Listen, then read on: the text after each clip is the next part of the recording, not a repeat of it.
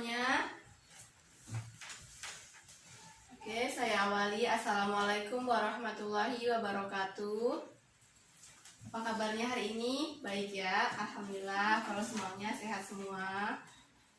Oke, sebelum memulai pelajaran kita hari ini, ada baiknya kita berdoa dulu. Oke, kepada ketua kelas, silakan siapkan doanya. Oke, Ibu absen dulu ya. Dimas, Intan, Tiara. Oke, hari ini hadir semua ya. Oke, sebelum memulai pelajaran, Ibu mengingatkan pada kalian untuk selalu menjaga kesehatan, apalagi sekarang ini pandemi COVID-19 ya. Jadi jaga kesehatan, rajin mencuci tangan, pakai sabun, dan hindari kerumunan. Oke, sebelumnya kita sudah belajar mengenai ancaman terhadap ideologi, politik, ekonomi, sosial dan budaya, dan keamanan dan pertahanan. Jadi hari ini kita akan belajar mengenai kasus ancaman di bidang ideologi, politik, ekonomi, sosial dan budaya, dan keamanan dan pertahanan. Oke, sebelumnya Ibu mau tanya dulu nih, ada yang tahu nggak sih penyebab terjadinya ancaman? Ya, Evita silahkan. Oke, bagus sekali jawabannya. Beri tepuk tangan kepada Evita. Oke, jadi benar ya, penyebab terjadinya ancaman di Indonesia itu dikarenakan wilayah Indonesia itu yang sangat luas. Seperti kita melihat di peta, wilayah Indonesia itu terdiri dari berbagai macam pulau, sehingga dari luasnya wilayah tersebut akan menimbulkan adanya keberagaman. Nah, keberagaman inilah yang akan menimbulkan bisa potensi, bisa ancaman. Nah, ancaman inilah yang akan kita pelajari pada pertemuan kali ini. Yang pertama itu ada ancaman ideologi. Nah, apa sih yang dimaksud dengan ancaman di bidang ideologi? Nah, ancaman di bidang ideologi ini adalah ancaman yang dapat mempengaruhi pemikiran masyarakat atau negara terhadap falsafah dasar negara Indonesia, yaitu ya tepat sekali Pancasila. Oke. Contoh dari ancaman di bidang ideologi ini, yang pertama ada pemberontakan PKI, gerakan separatis di Aceh, terus ada OPM di Papua, yang terakhir itu ada provokasi masyarakat satu ke masyarakat yang lainnya. Jadi provokasi itu dapat menimbulkan ancaman terhadap negara kita di bidang ideologi. Oke, selanjutnya yaitu ancaman di bidang politik. Nah, ancaman di bidang politik ini berupa, yaitu yang pertama ada politik uang. Nah, apa sih politik uang itu? Politik uang itu adalah kegiatan memberikan imbalan untuk memenuhi hak yang kita inginkan atau hak individu ya. Nah, contohnya itu ketika pemilu itu sering kan kita mendengar misalnya nih diberikan uang lalu dia memilih orang tersebut. Nah, itu namanya politik uang. Nah, politik uang ini dapat mengancam kesatuan negara Republik Indonesia di bidang politik. Yang ketiga ada ancaman di bidang ekonomi. Nah, ancaman di bidang ekonomi itu ada yang pertama perdagangan bebas, yang kedua ada penanaman modal asing. Maksudnya itu adalah orang asing itu dengan mudah menanamkan modalnya di Indonesia, sehingga hal tersebut itu memicu mudahnya penguasaan ekonomi oleh orang asing di negara kita. Ketiga itu ada kesenjangan sosial, di mana kesenjangan sosial ini ada karena adanya perdagangan bebas. Jadi hal ini dapat memicu ancaman terhadap integrasi bangsa di bidang ekonomi. Oke, selanjutnya ada ancaman di bidang sosial dan budaya. Nah, ini bisa nih, misalnya ada satu, munculnya budaya hidup konsumtif, yang kedua munculnya sikap hedonisme. Sikap hedonisme itu adalah dia itu menilai bahwa kepentingan individu itu lebih tinggi nilainya dibandingkan kepentingan lainnya di dalam hidup. Nah, yang ketiga itu adalah munculnya sikap individualisme. Artinya sikap individualisme ini lebih mementingkan sikap kepentingan diri sendiri dibandingkan kepentingan kelompok. Yang keempat itu ada munculnya budaya westernisasi. Nah, westernisasi ini adalah selalu mengikut sertakan budaya barat tanpa menyaring dulu apakah itu baik, apakah itu buruk. Itu namanya budaya westernisasi. Yang selanjutnya yaitu meredupnya sikap gotong royong. Nah, padahal negara Indonesia itu menganut nilai-nilai asas-asas yang berdasarkan musyawarah mufakat dan gotong royong. Nah, jika sikap gotong royong dari masyarakat itu berkurang, itu bisa menimbulkan ancaman terhadap negara Kesatuan Republik Indonesia di bidang sosial dan budaya. Oke, selanjutnya ada berkurangnya sikap keagamaan di dalam kehidupan masyarakat.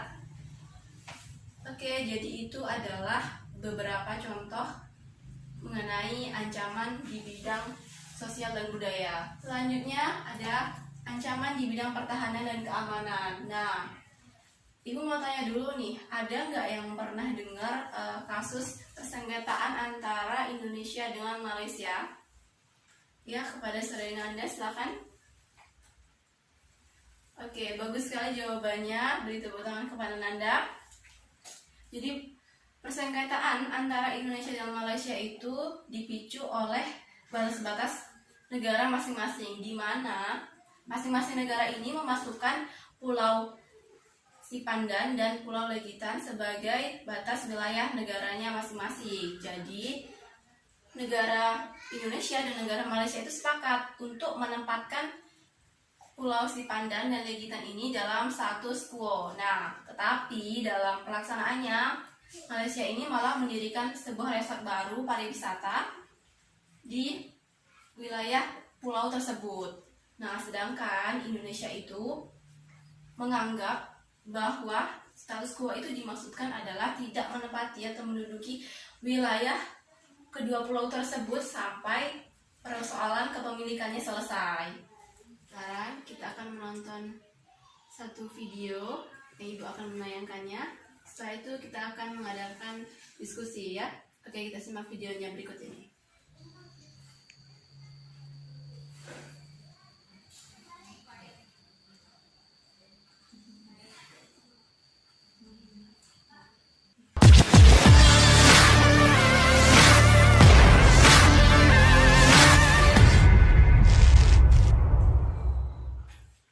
Kelompok kriminal bersenjata atau KKB terus berulah di Kabupaten Intan Jaya, Papua. KKB juga mengeluarkan ajakan perang terbuka kepada TNI dan Polri di wilayah itu. Wakapolda Papua, Brigjen Matius Fakiri menanggapi tantangan yang dikeluarkan KKB. Ia menegaskan, Polri dan TNI tak takut dengan tantangan itu. Tetapi, Matius tak ingin ada korban sipil jatuh jika TNI dan Polri melakukan perang terbuka dengan KKB. Matius membenarkan terdapat selebaran berisi berita propaganda yang dibuat KKB beredar di Intan Jaya. Dalam selebaran itu tertulis tantangan perang untuk TNI Polri. Menurutnya, propaganda serupa itu bukan yang pertama kali dilakukan KKB di Papua. Hal itu juga pernah ditemukan di Jayapura dan Puncak Jaya. Ini biasanya terjadi saat eskalasi sedang tinggi, kata dia. Matius menilai eskalasi politik di Papua sedang tinggi beberapa waktu terakhir. Aparat keamanan tak mau gegabah mengambil tindakan hukum terhadap KKB. Tindakan represif, kata dia, sulit dilakukan aparat keamanan di Intan Jaya. Kejadian di Intan Jaya ini selalu berulang dan ini harus kita sikapi dengan tenang agar kita bisa mengambil langkah-langkah penegakan hukum yang pas dan soft. Kita tidak mau mengulangi kesalahan-kesalahan yang sudah terjadi beberapa waktu lalu, kata Matius. Setelah menonton video, kita akan membagi beberapa kelompok ya. Kita akan mengadakan diskusi. Oke, silakan dibagi kelompoknya. Karena di kelas ini siswanya berjumlah 30, kita bagi menjadi 6 kelompok ya. Jadi berhitung dari Dimas itu 1 sampai 6. Ketika sudah 6 nanti bagi lagi ya, 1, 2, 3 dan seterusnya. Jadi nanti ada satu kelompok itu 5 orang ya. Oke, silahkan Dimas dihitung. Oke, juga sudah dibagi, silahkan bergabung bersama kelompoknya masing-masing dan membahas mengenai materinya ini. Jadi materinya itu adalah di dalam video yang sudah kita tonton tadi itu masuk ke jenis kasus di bidang apa dan bagaimana cara mengatasinya sesuai di dalam Bhinneka Tunggal Ika. Oke, Ibu kasih waktu 10 menit ya untuk berdiskusi. Dimulai dari sekarang.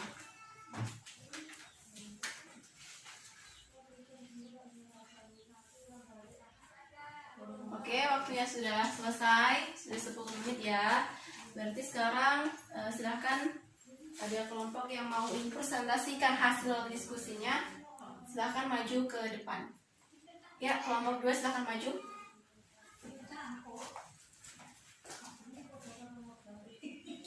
Oke, bagus sekali penampilan dari kelompok 2, hasil presentasinya bagus sekali. Beri tepuk tangan kepada kelompok 2 dulu.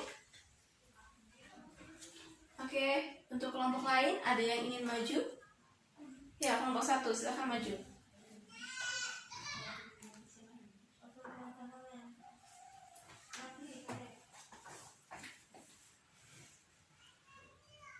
Oke, baik, terima kasih kepada kelompok 1 yang sudah mempresentasikan hasil diskusinya. Hasil diskusinya bagus sekali, beri tepuk tangan kepada kelompok 1. Oke, setelah kita berdiskusi, ada yang mau untuk menyimpulkan hasil diskusi kita pada hari ini? Ya, kepada Saudari Evita, silakan.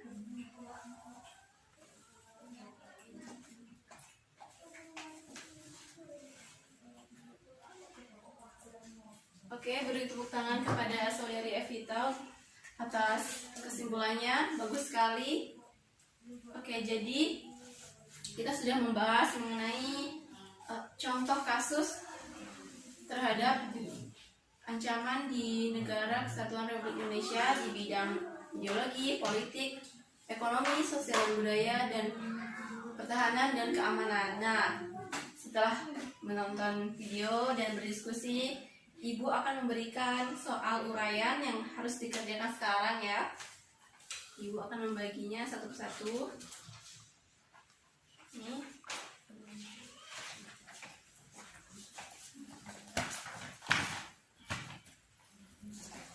Oke, waktu mengerjakannya Ibu beri waktu selama 10 menit.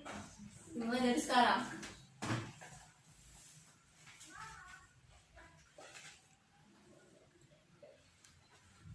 Oke, sudah 10 menit, silahkan dikumpul.